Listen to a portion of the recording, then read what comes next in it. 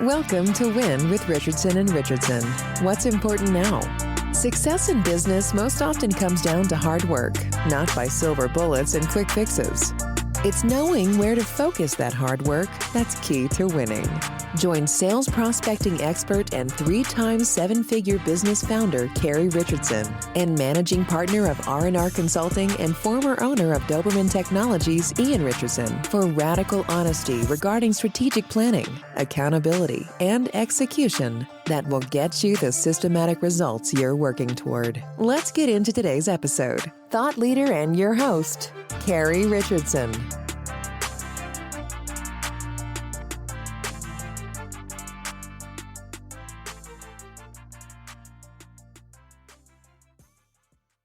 Good afternoon, everyone. Welcome to the first Win podcast of 2025. I'm super excited to be back. I got to spend a couple of weeks in Hawaii, and that was amazing. Spent a few weeks with my kids, and now I am back trying to be diligent and produce podcasts weekly. As my guest today, Josh Silvestro will tell you that's pretty challenging. Josh works with Command Your Brand. He is a brand ambassador, and they run a podcasting business. So Josh, tell me about the challenges that come with trying to get a podcast out every week. The podcasting industry is very interesting. It's such an amazing tool to get your business known in certain areas. I've been podcasting since 2020 when the pandemic hit. Everybody seemed to be starting a podcast. The first podcast I started was an hour-long format. Mm-hmm. I do not recommend that. Right. That took a lot of prep time. It took a lot of interview time, and then it took a lot of course post-production time. So I either had to spend a lot of money getting my podcast produced, or I had to spend a lot of time figuring out how to do that. The things that we have available to us now, I mean, there's no reason that everybody couldn't podcast. Josh, what are the big barriers to success when it comes to podcasting? The way you present yourself. When someone goes on a podcast, it's the way you present and connect with your audience that makes an impact on them. That's why people listen to you. They want to hear your story. They want to hear how you build your business or things like that from the ground up. You know, I've can't tell you how many times I've listened to a podcast and some said the wrong thing or did the wrong thing. They were kind of talking political, and it kind of ruined it for me, honestly. When people kind of really honed in on their niches, I find it more relatable than someone talking about, oh, my beliefs are this or this. When you're sharing your own story, it's really how you formulate and actually portray yourself. So you are our brand ambassador for Command Your Brand. Tell me a little bit about what that entails. What does a brand ambassador do? That's a great question. Found that just in any business, no matter if you're, a dentist or you're a cleaning company or whatever, you need some type of brand ambassador. My mission is making sure that people like CEOs, founders are just really amazing. We have amazing people around the world, and they're sort of like under a rock, and we want to release that rock so people know who they are. My mission is to educate people about other people. I've had a lot of people say they didn't want to be on my podcast because they didn't feel like they had anything unique or interesting to share. And I always had an issue with that because every entrepreneur out there has an interesting story. Yeah. Everybody started their business for a reason. They all have a why. They all have a North Star. My entrepreneur journey begins in panic and chaos. It changed over the course of 10 years. So I think everybody that makes the decision, like, hey, I'm going to put all my chips on the table. I'm going to bet on myself. I'm going to do this exciting thing. They've got a story to tell. So how do you coax that story out of them, Josh? That's such a great question. People ask me, how do I do this? And the first thing I communicate to them is, what are you afraid of? What is the thing that's holding you back? It's really themselves. First and foremost, you have to decide that you're going to go big or you're going to go home. That's kind of like my thing. Like, either do it all or you're not going to succeed. So I find you have to really put in the effort. You have to get over that fear, and that you have to be willing to actually conquer that. You have to be willing to make mistakes so that you can grow and promote and really get yourself known. If it means you have to go out there as a business owner, that's what is necessary for people to know who you are and who is running that company. People buy from people. They don't buy from businesses. So it sounds to me like you're talking about public relations. That's exactly right. A little bit about how business owners can get their name out there. Podcasting is obviously one big way to do that. I mean, we promote our guests, we write blog posts about them, we send them press releases that they can use to announce that they've been a guest on the Win podcast. And we really try and big them up, not just because we want to promote them, but because we want them promoting our content. We want them to take the podcast that they've been on and share it with their group on LinkedIn to extend our reach. So we've got lots of ulterior motives when it comes to podcasting, or lots of great opportunities for branding. What are some other ways that business owners can take advantage of a public relations opportunity? How do they find them? That's such a great question. And I love telling people about this because I find that one of the key areas of any business, no matter where you are or what you're doing, is PR, public relations. Now, what do we mean by public relations? People buy from people, as you mentioned before. And if they don't know who you are, then you're a business that doesn't have the necessary tools that they need, because you're the best cleaning company. So why are you the best cleaning company, or the best video editor in the world? Okay, why are you the best video editor? Tell us a little bit about yourself. You have to show people that you exist and that you do things that are so successful, and you get people to see that, wow, this person really cares. It's such an important tool. People need an actual audience that like the person. That's a key secret that a lot of people don't know about. I was just going to ask, who would listen to a podcast about a cleaning company? And then I realized that my kids were obsessed for a couple of years with car detailing videos on YouTube. Yeah. Which is essentially, that's a podcast. If I was a cleaning company, what I would want to do is find the messiest house I could, and then do almost like those fast montage videos of like how it got cleaned and then what it looked like afterwards. How would you encourage a business owner not investing a lot in marketing and sales? Where do you start? That's such a great start with learning something new. As a new business owner, you're sort of getting your feet wet on a lot of things, and you don't have the budget necessary. Just researching and books. I'm a very big reader, so I love to read books. There's YouTube videos. I grew up in the age of YouTube. You watch YouTube and you really actually learn a lot. And I find that that's such a very fast and easy way. There's just so many ways to do something. It's more of the research of actually looking back and like, okay, what is the most successful thing someone does? I take 5 to 6 videos. I don't watch them all. I kind of look at what's the stable thing that people do that is like the same. And I take that and actually I use that in a lot of my, books or courses or anything that I learn, is actually find one stable thing about it that's very common, and use that. You can actually take the transcripts from 6 different YouTube videos that are talking about the same thing. You can feed them all into an LLM, and then you can prompt the LLM to identify the advice that each person gives. Like, show me what's similar about these things. Filter this by X, right? And it will show you, and then make me a bulleted list of the thing that every one of these influencers believes is the most important, and only show me the ones that overlap. And then you've got your like hit list of like, hey, here's these industry experts who all have 60 minutes of advice for you, but now you can compress that down into 10 bullet points, and it's going to take you less than an hour. I've been obsessed with that since I learned that you could do it. Yeah. I like to read more than I like to watch videos, which is one of the reasons that I do that. You mentioned that Command Your Brand has a book. So if somebody wants to read about branding and public relations, Josh has got some advice for you. So how do you know if you have something worth presenting to someone in media? Like, how do you get that elusive press coverage?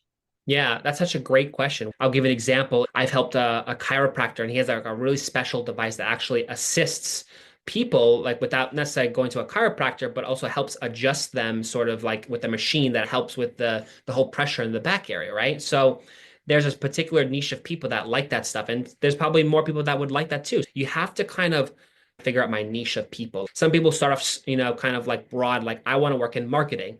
Okay, well, what kind of marketing would you like to do? You sort of narrow yourself down where you're a special type of person or business that does this thing that no one else really does. And that's where people like you, because you're a specific niche. For example, we're a podcasting booking agency, which actually helps with booking people on top rated shows. And so I would say like you would first research what is the niche that you're trying to go for? You obviously don't want to fluff yourself and make yourself look pretty or cool.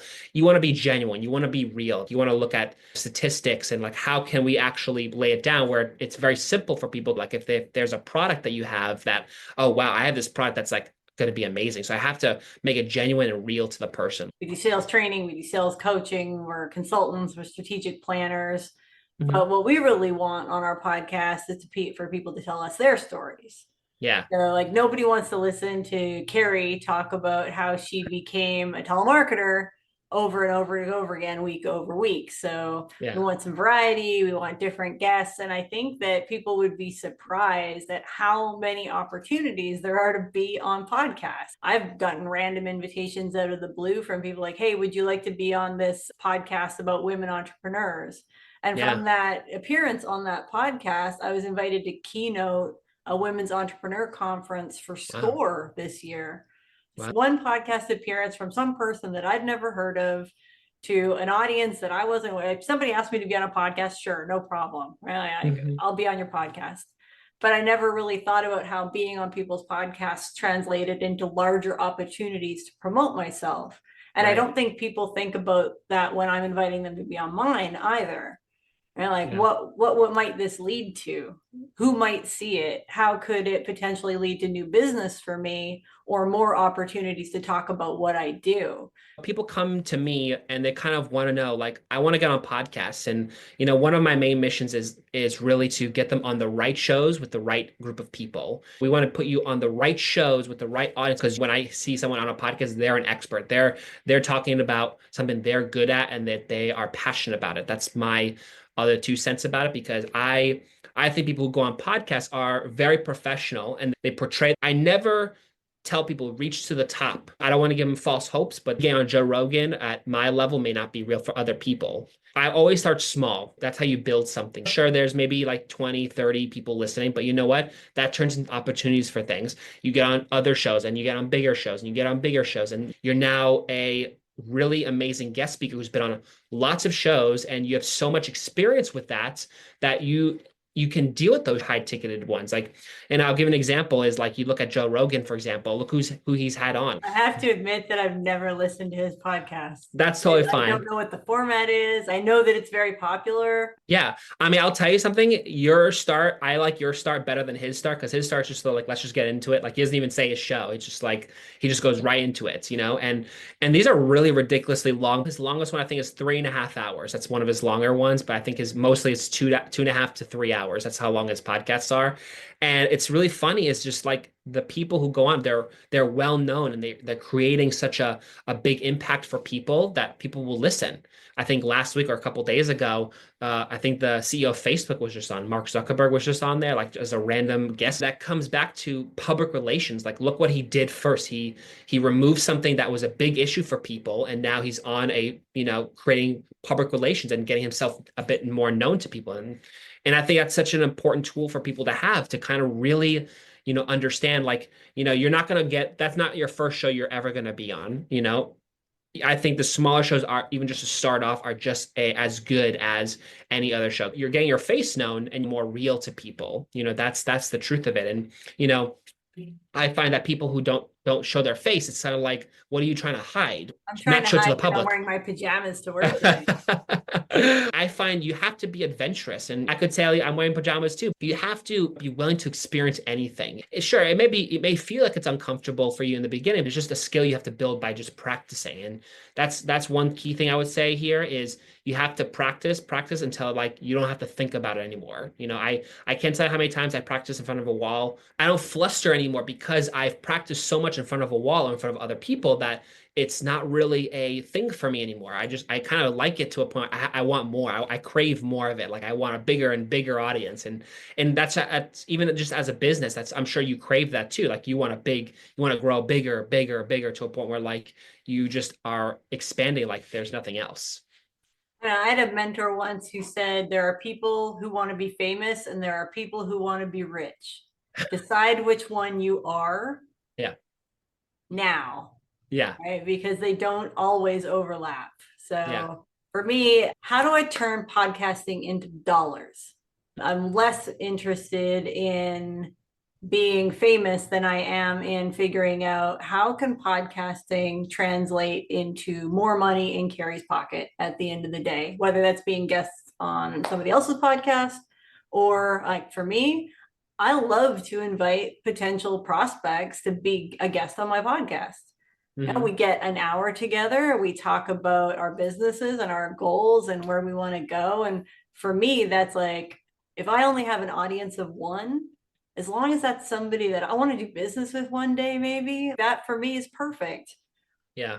Do we get audience downloads and all that stuff? Yeah, people watch our podcast. I mean, we aren't Joe Rogan. I mean, if I get like 100 downloads a week, that's a great week for me. Yeah. When I started podcasting, I encouraged my younger daughter who studies art history to start a podcast. And we learned together. We learned how to use the editing software together. We talked about like, how do you get people? So her podcast is actually very well researched. It's an hour-long format and it talks about careers in art and the different ways you can get into the art industry. And watching her guest list has been phenomenal, like starting with just kind of like timid asking kind of people that weren't that well known, right up to asking one of the industry's most famous lawyers to be a guest on her podcast. And she was always convinced like, no, they're not going to say yes. They're not going to say yes. And I'm like, well, you got to ask them.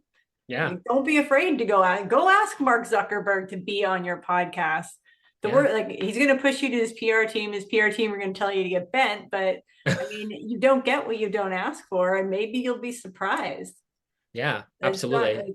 There's so many different ways to use podcasting as a way to promote your business, personal brand, identify people that you might like to work with, and then there's so many interesting tools now. Like we have a whole podcast network site that will allow us to pull in other podcasts that are like ours. So someone's listening to a podcast that features IT business owners most of the time, sometimes PR experts.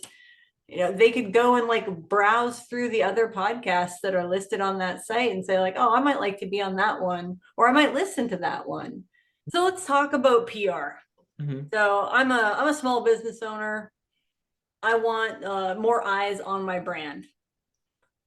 I don't have a lot of money. Where do I start? You need to have your audience. That's the first step. Then you figure out what is something that you can share with people that people can relate to. You know, I grew up in a family, like I wasn't the richest family, but we survived, and now we're doing way better than we were before. I can relate to someone like that, and I appreciate them more because, wow, I went through the same thing. Like, how did you become successful? You mentioned this earlier too, which I really liked. There's famous, and then there's having money and being what you want to be. Money isn't always success. It's more of, you know, you're actually getting the things that you love to do, and you're living a rich and fulfilled life. You know, to answer your question about if I would rather choose famous or being successful, it's sort of like, you know, I really appreciate Keanu Reeves, just loves to help people. I love to help people get to know who they are. And I want people to know who they are so they can really get themselves out there. And some people need help with that as a guest or even as a host. I always found YouTube is great because you get to grow and the people get to see who you are. A lot of people that I know today is because of YouTube. I'm really thankful for that. You have to just get started on something. YouTube, podcasting, whatever you want to do, starting something and really being disciplined enough to keep making things more and more things, because that's where people will start to like you and where people get business, and that's where your business actually grows and expands. People who know who you are, you know, you have the ability to communicate to people, you have an opinion about something because you're the expert in that area. We need to be putting in the work. And of course, there's obviously these tools to do it, but who runs those tools? It's you. You're the one who puts them together. And that's the key thing is, what are you going to do about it? It's really, you have to keep creating, you know, so that you can build something from nothing. And you know what? Even if it's one person who shows up the first time and then the second video you make, it's two persons, you're growing and you're still learning as you go. From one podcast, I can create a month's worth of content. I could take the podcast that Josh and I are doing today. Yeah. I can take the transcript and turn it into blog posts. I can take video clips of Josh and turn it into like little snippets on LinkedIn. I can create stills and then pull quotes and do social media images. There is so much that you can do with one 30-minute podcast.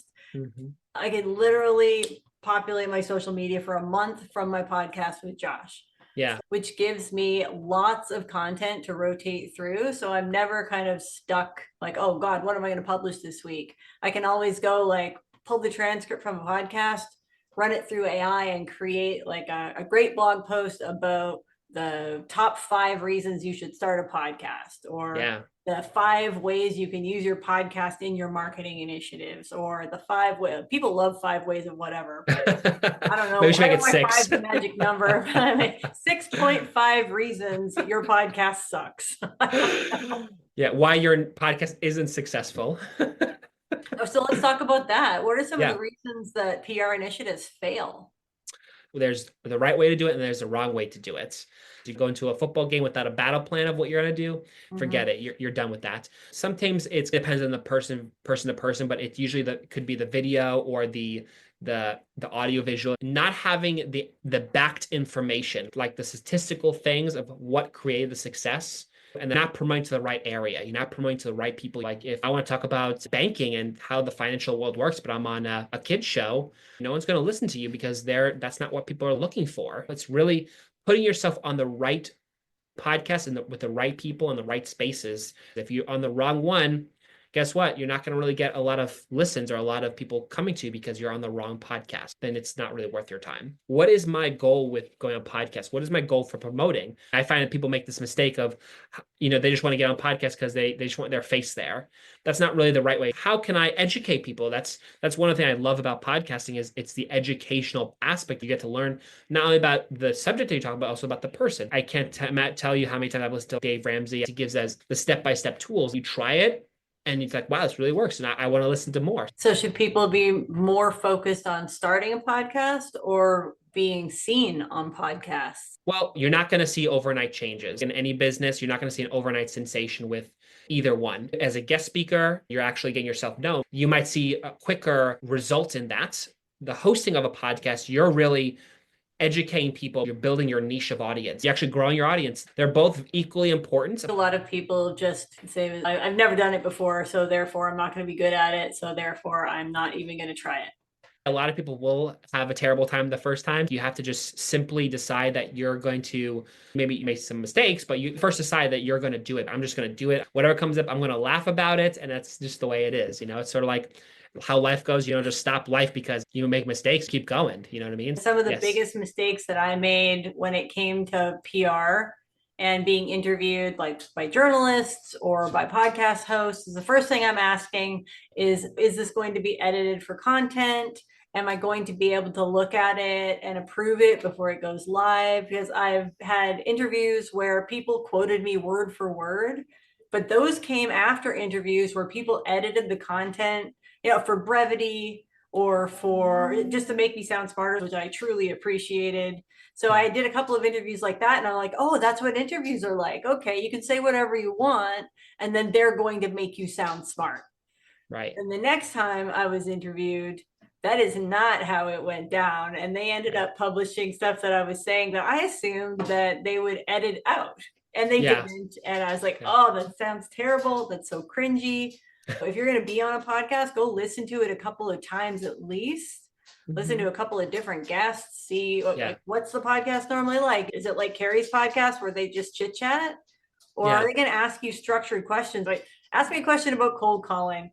I'll answer that question, no problem. But if you want to ask me something about like, hey, financially, what were your statistics like between 2020 and 2025? And how did the pandemic impact them? If I haven't prepared for that question, you're just going to get silence and a blank stare and probably some fear. You have to prepare your guests for the podcast if you're going to host one. Like, tell them what to expect.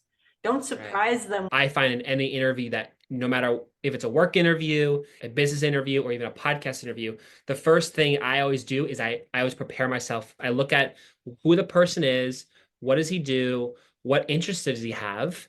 I look at social media and get some understanding of who the person is. Also look at his business, look at some of the podcasts he's been on or the podcast that he hosts. I find those key things that really understand the person because, you're not going to meet the person until you actually are on the interview. It's a good prepare on any interview. It's always good to prepare for that type of thing. And that's my key secret, by the way, of any I find something that I like about the person. I always find that's such a key thing, just to find one to 3 points. How can I talk to you about that thing? That translates into sales as well. I mean, if you can find common ground with somebody, something to talk about where you're not trying to sell them something and they're not being defensive because they don't want to be sold to. There's some great icebreakers if you pay a little bit of attention on LinkedIn.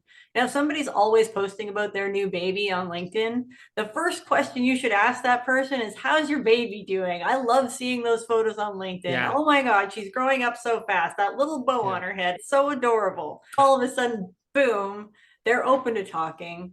Find something on LinkedIn, find something that you can relate to. That's so important in any interview, meeting this new person that could be famous. This point of a conversation could be a make or break point of like, will I be successful in this podcast or will I fail at this podcast? I find it so important, sales or not. I'm just so passionate about talking to people. I love to talk. I was never a big talker when I was a kid. Now I'm making it up by talking to a lot of people. It's such a fun thing. I love to talk and get to know people better.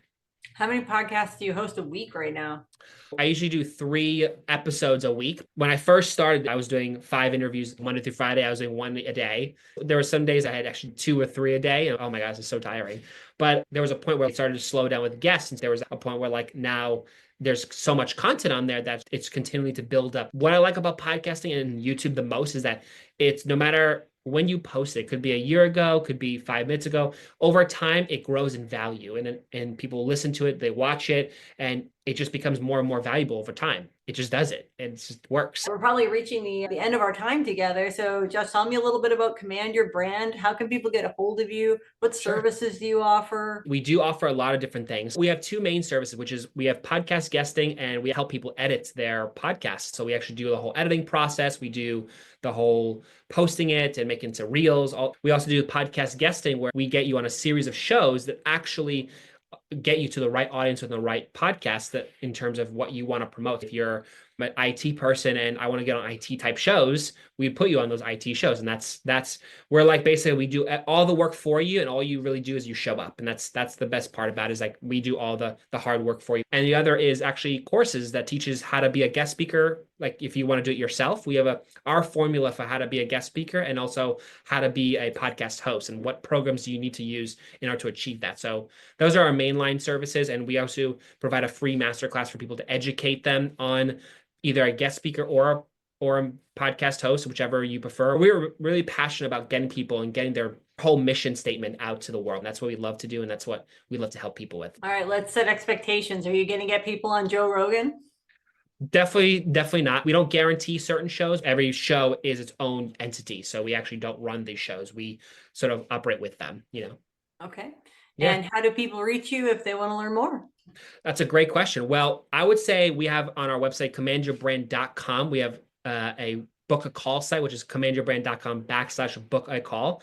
You either talk to me, who I'm the brand ambassador, or you talk to my other assistant or my other colleague, Jen, who actually can go over more of the podcast programs and the podcasting editing functions. So that's what I would say.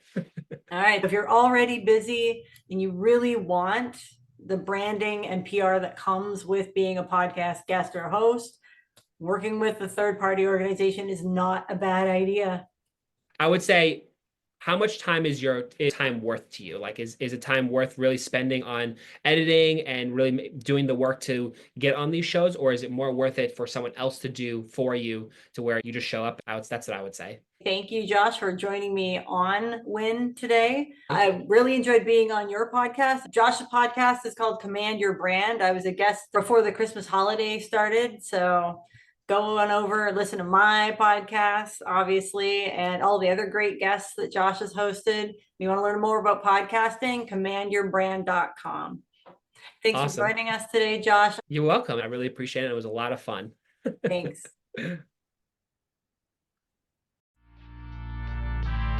You've been listening to Win with Richardson and Richardson. What's important now? We're so glad you've joined us and know you're one step closer to winning big in your business too. We'd love to connect with you outside of the show. If you have any questions or comments, please reach out to connect@rnr.consulting. Don't forget to rate, review, and subscribe to the podcast so you'll easily know when new episodes are available. Until next time, you can win, and we're here to help.